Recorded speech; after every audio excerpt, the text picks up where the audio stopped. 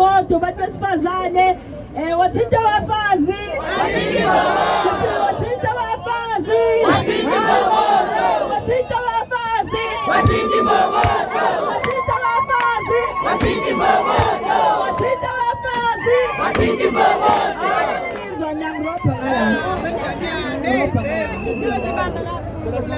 azile uzodlala wathinta abafazi wathinta abafazi wathinta abafazi wathinta abafazi wathinta abafazi wathinta abafazi wathinta abafazi wathinta abafazi wathinta South Africa wathinta abafazi phansi ngamazayizayi phansi phansi ngama-drugs phansi phansi ngama-hijack buildings phansi phansi ngama-spaza shops amazayizayi phansi phansi ngey'kole kuthiwa igcwele ama-South Africans awanandawo phansi phansi ngani imiphakathi ekuhlalisa abantu abakufika phansi phansi ngabantu baka-Home Affairs abathatha intshontsho beqaya abantu bakufika phansi phansi ngey'nkantolo ezingasilaleli masithi abahambe phansi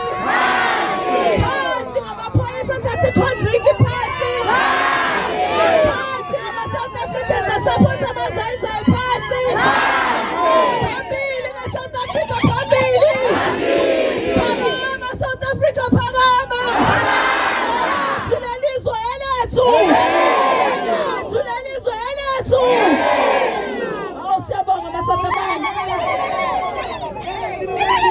sanibonani ikhona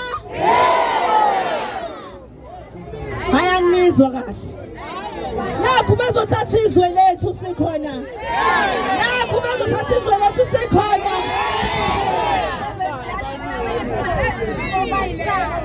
asisavumi asisavumi asisavumi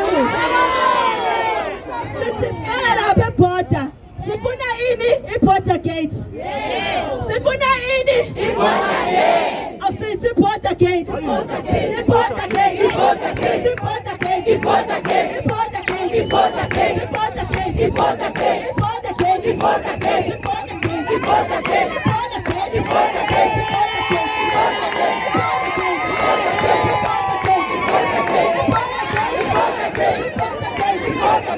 gate i-border gate i-border gate asithini-ke lapho asithini lapho saze safa ama-idea omkokotelo safa ama-asylum seeker ngawona ama-asylum seeker sithi wonke umuntu we-asylum seeker kabe asylum seeker yangempela ayikho i-asylum seeker ezovula isitolo la asylum seeker ugcina ngokufunda noma uthola umsebenzi nje ohambisana nomyalelo we-asylum seeker status niyezwa ningalokhu nilalela abantu ko-social media bethi ngiyi-asylum seeker ingakho nginesitolo sa-Rajbansi la sithi phansi ngey'tolo zabo kufika phansi uyeza umkhwanazi uyeza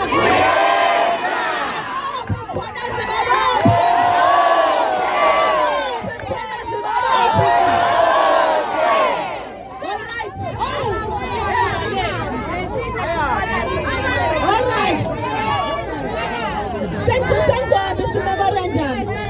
ngizohambisa i-memorandum manje ngoba angifuni ukugcina amaphoyisa khona kodwa sizofunda ama-demands kodwa ngingakawafunda ama-demands ngizocela nje ngokukhulu ukuyithoma kumaphoyisa abe sinihlonipha abe sinithanda siyabathanda abantu bamkhwanaza ngithi siyabathanda amaphoyisa ngithi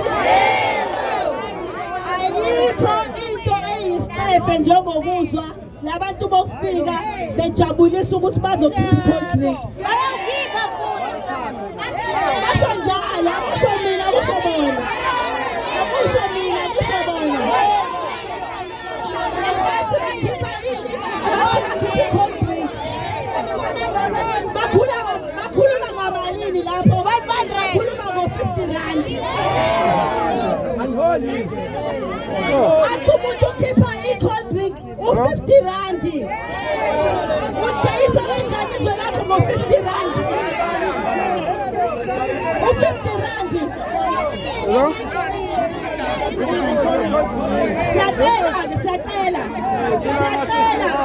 Siyacela amaphoyisa.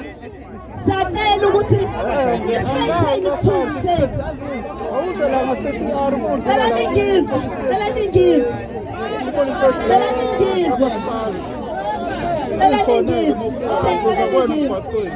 Khona soqeda. Umkhalazi wenza omkhulu umsebenzi lapha. Wabeka impilo yakhe engcuphekeni. Ningamdayisi ngo50 rand. Ngishabu 100 rand, ngishabu 1000, ngishabu 10000, ngishabu 1 million. Izwe ayikho imali elingana izwe lakho. Ayikho. So sizocela ukuthi sibambisane namaphoyisa ngoba agcina amaphoyisa phela nathi sinephutha. Nathi siyabheda. Angithi nathi emphakathini sibahlelisa back room. Uhlalisa kanjani umuntu onganawo amaphepha ongamazi ukuthi uba? Umthetho awuvumi. Immigration Act ithi akekho umuntu ola eSouth Africa kufanele asize umuntu wangaphandle ngoba lokhu kuphula umthetho. Kodwa kunakho konke sengizohambisa memorandum nje. Siyacela amaphoyisa. Mina nginesicelo sizodwa nje futhi esiphekwa lesi. Cela nifunde umthetho. Ngoba ayikho into ebuhlungu njengokuthi ubone umuntu eshinto engekho ebhalwe phansi kodwa akwazi ukudlula phambili ayenze into errong. Umuntu ongaphandle kunenhlobo ye-ID ayiphathayo engafani neyethu. Yes. Ama-ID esesiwabonile thina la awase South Africa.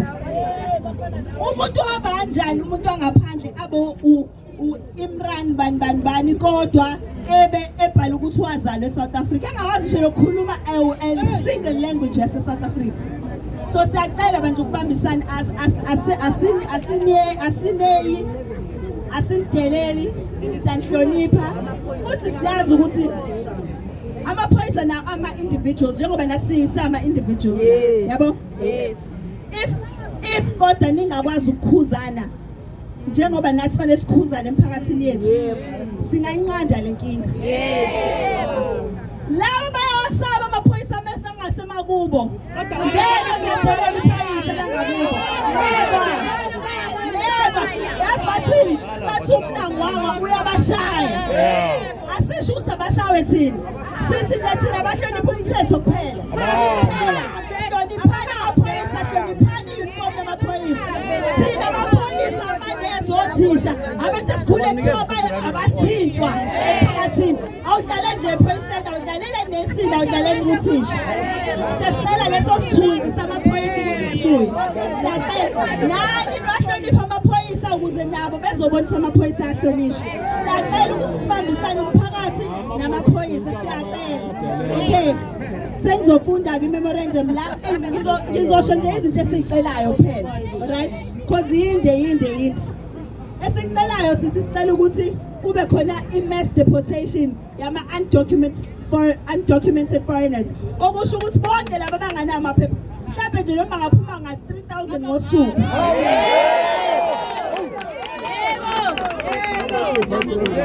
Bese siyacela futhi and kule mass deportation nenkantolo zethu ziyangena. Kukhona isikhulu la samaphoyisa, kukhona nesikhulu se-NPA sikhona lana. Sizocela ukuthi babambisane ngoba esinye isikhathi amaphoyisa athi siyabopha thina sibayise enkantolo. Ey'nkantolo zibakhulule. Kanjani umuntu onganawo ama-documents uthi uthole i-bail? Kanjani i-bail? Bese nabo sithi abalalela umthetho. Bese siyacela ukuthi maba-prosecute ababoshwe kodwa futhi siyayithanda naleyo ukuthi kuthiwa ngazi ukuthi uma beboshwe bazoboshelwa ngasemakubo.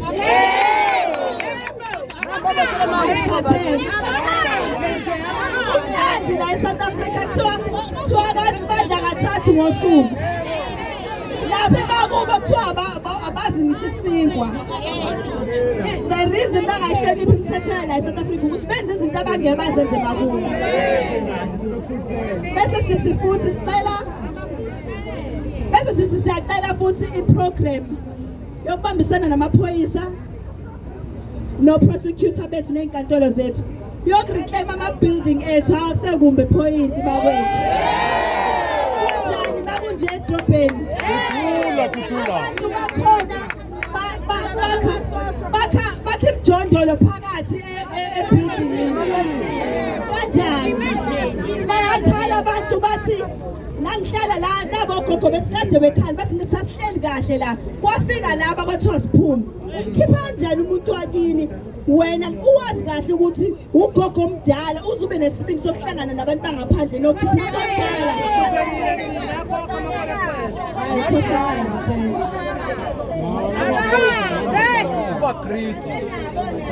enye into esicelayo ilento yama-business license please ama-business license ngiyanicela nisukumele le umnotho wama-tuck shop is worth ama-billions. I think what 23 billion into enjalo last time we check.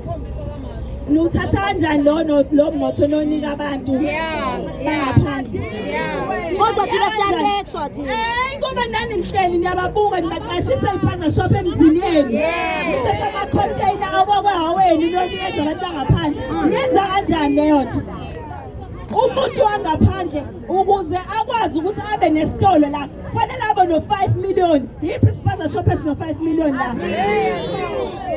manje yindaba sinama-spaza shop khona yindaba khona ama-spaza shop eSouth Africa asikho ispaza shop esenza u-5 million uma usuka ngaphandle uza la ngeke usuka ePakistan uzovula ispaza shop la kanjani usuka ePakistan ushiya wonke la mazwe uzoza la ngobani ngoba sihlonishwa nathi sinomusa isithunzi se-South Africa sizosibuyisa ngenkani isithunzi sethu njengama-South Africans sizosibuyisa ngenkani yes lokhu sithunga abantu bokufika ko-social media la bethi siyavilapha asisebenzi bahlaniphile kunathi kanjalo ama-hard worker bathi sindo 350 enye into esicelayo sicela ukuthi kuboshwe kakhulu futhi arrest and prosecute all government officials abadayisa ama-documents lapha ka-Home Affairs siyacela ka-Home Affairs kosasa baboshwe futhi bangadlaliswa baboshwe kukhona abantu iy'mpilo zabo yimile namhlanje ngoba baney'ngane eziwu-4 umuntu akaze kodwa abe nayo ingane abanye banawo ama-ID ngoba i-ID yakhe isetshenziswa omunye umuntu aze yongenela uMiss South Africa azathi ufuna ukuyosimela ezweni kodwa uthatha i-ID yomunye umuntu nana niye ukushada nalabantu nithi nizothola u-350 ngoba kuyintanga yabantu besifazane ngizonitshela ukuthi nathi abantu besifazane sinemkhuba ame nikuthanda ukushada nishade ngisho ningashadile nishadele u-350 ngenyanga hayi bo ushada ungalotshoniwe hayi bo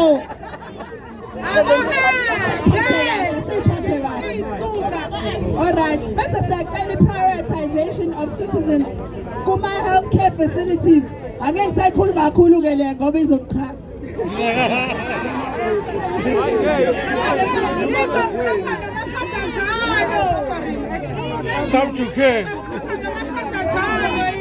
When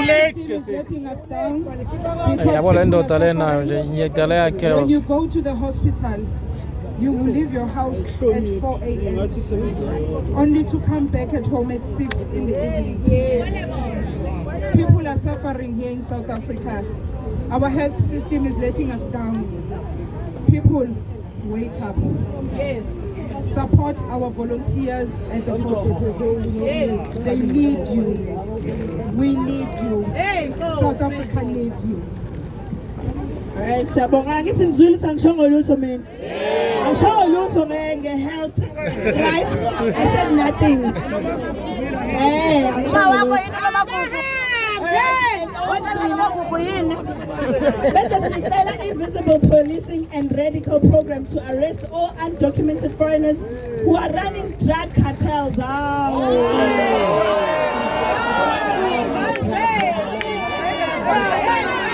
Viva Mkhwanazi, viva! Viva! Viva Mkhwanazi, viva! Viva! Abophe Mkhwanazi, babophe! Uyeza Mkhwanazi, uyeza! Usefikile Mkhwanazi, usefikile! Sizwile kuthiwa khona ne-Big Five lapha kuma-drugs, babophe Mkhwanazi! Noma ngabe ubani ophezulu osesikhundleni esiphezulu akababophe! Ayikho into yabo ngicela ukunifundisa ngale nto yama-drugs yabo le mpilo yobumnandi ayikho into esibulele njengale mpilo yobumnandi i-youth ethi iyajiva kuze kuse baphuze kuze kuse bese mase besibuka bathi sasingekho ebusheni bakho right asinankinga thina nalokho kodwa ebusheni bethu ayengekho ama-drugs ebusheni bethu sasibahlonipha abazali ebusheni bethu sasiye ey'koleni siyofunda ebusheni bethu sasingamithi sibancane kangaka siyacela ukuthi siyacela abantu ama-drugs aseyibulele i-South Africa hayi kanye ayikho into esibulele njengama-drugs Nduna so siyacela wenza njani manje drugs ukuthi ilungiswe siyacela ngiyengeza isimanga ngifuna ukusho la kukhona wonke umuntu ngoba if ngiba nenkinga naleli phoyisa ngizosho ukuthi ngasho khona iphoyisa lakamasha ngilazi igama lakho kodwa lokhu ngifonelwa njalo abantu bakamasha uyalazi wena nawo amaphoyisa kuthiwa khona iphoyisa lakamasha elidayisa ama-drugs yaziyo ukuthi nje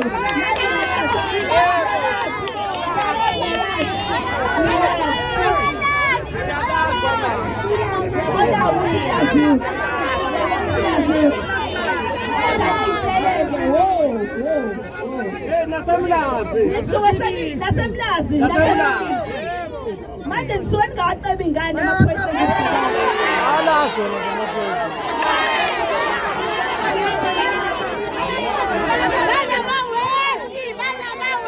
ngifuna ukuthi ngoba khona amaphoyisa ngizonika abantu abawu-3 thuba lokusho aliwabophi ingane amaphoyisa aliwacembi ingane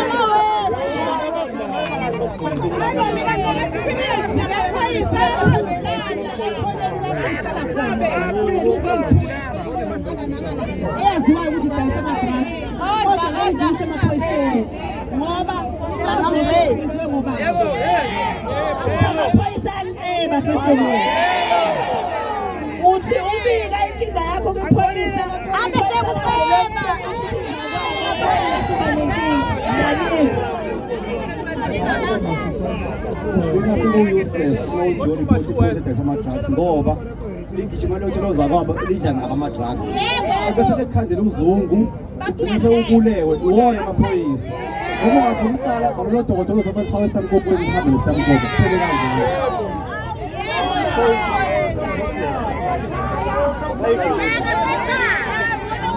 siyasaba ukuthi sihambe siyoripota emaphoyiseni ngenxa yokuthi uma ufika e-police station amaphoyisa bazobika izinto ey'njalo awakuthathi notice kukhona nje ngicela ukugoba khona elinye la iphoyisa mina elangixosha kade ngithi ngikhipha abantu bokufika langixosha athi lento engiyenzani ayikho khona lana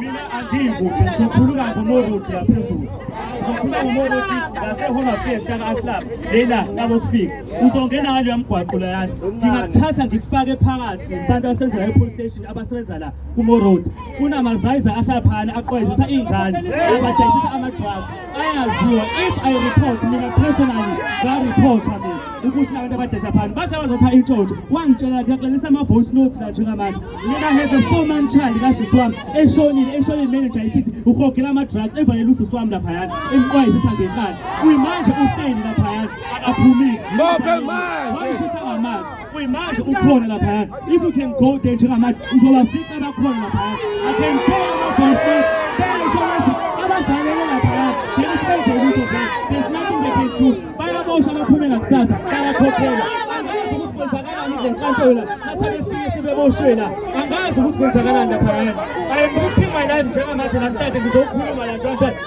no anginendaba ngakho because i-damage sebeyenzile last week bengifihle ingane eshoni 4 months yes ibula wona ama-drugs lawo abawafida khona laphayana bayiqedile vele i-damage asebeyenzile I hope ukuthi ngiyezwa lapho baphaka MPA laphana ama-authorities angazi ukuthi ni-prosecutor laphayana if abantu bezoboshwa mase beyaphuma ngakusasa I really don't understand ukuthi how can you grant someone a bail who is not a citizen of South Africa now grant a bail uthi akaphumi akayephi granting that person a bail, you telling that person where to go because no one to look I think it's back to Edwin Dake.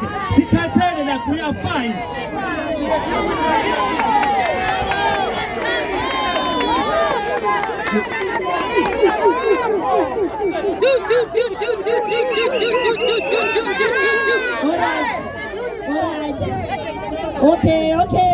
Okay. Ngifuna ukubuza nje la ngoba sesifuna point lesokugcina ngoba sifanele sisayine memorandum bese siyadedela izikhulu zethu ukuthi ihambe. Bangaka abantu la abazi umuntu odla ama drugs la phakathi kwethu. Sonke. Uhleli lethu sonke.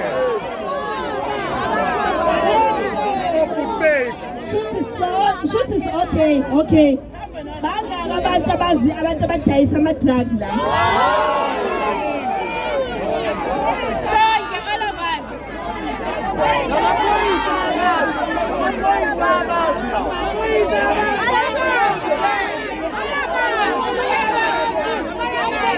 Okay, Kuzona maphoyisa. Ngizoyisho manje sesiyasayina but into engizoyicela.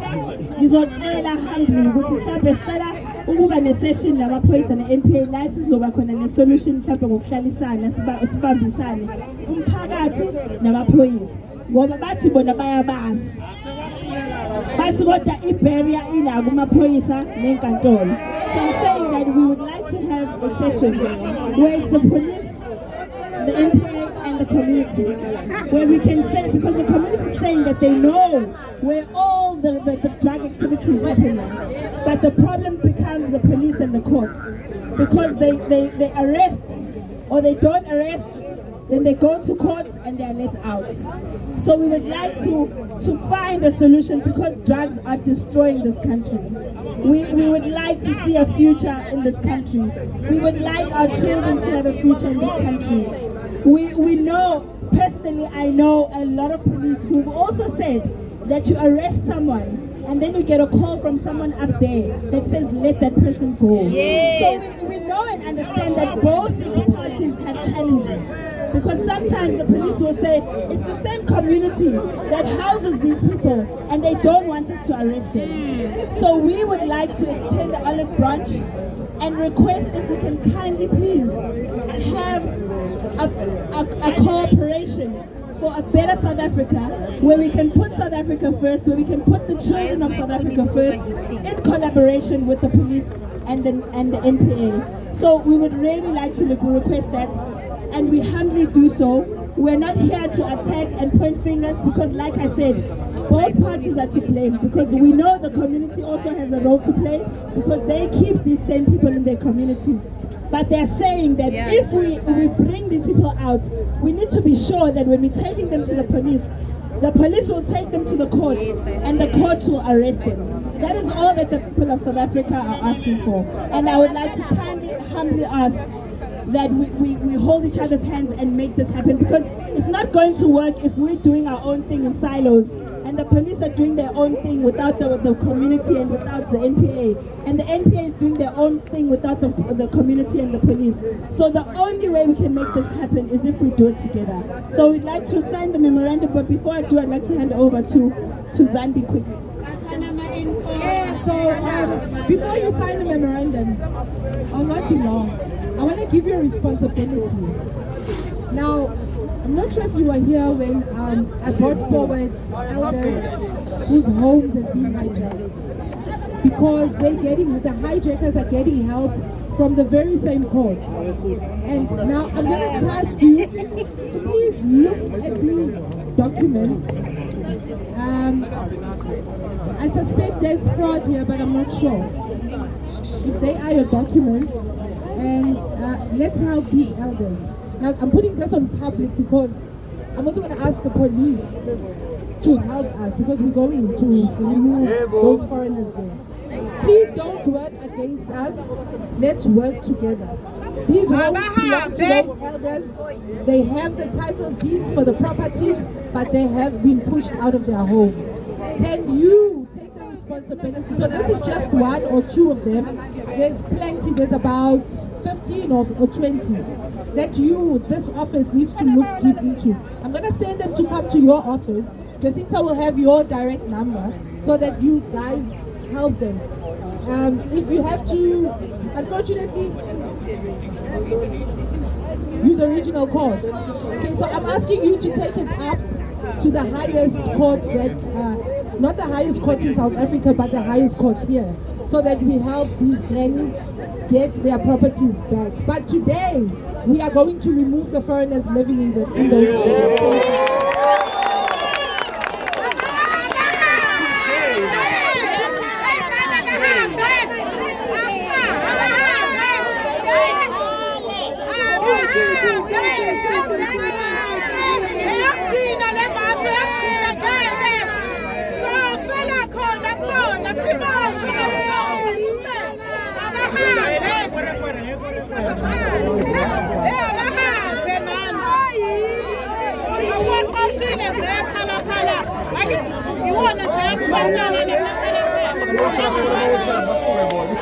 Oh!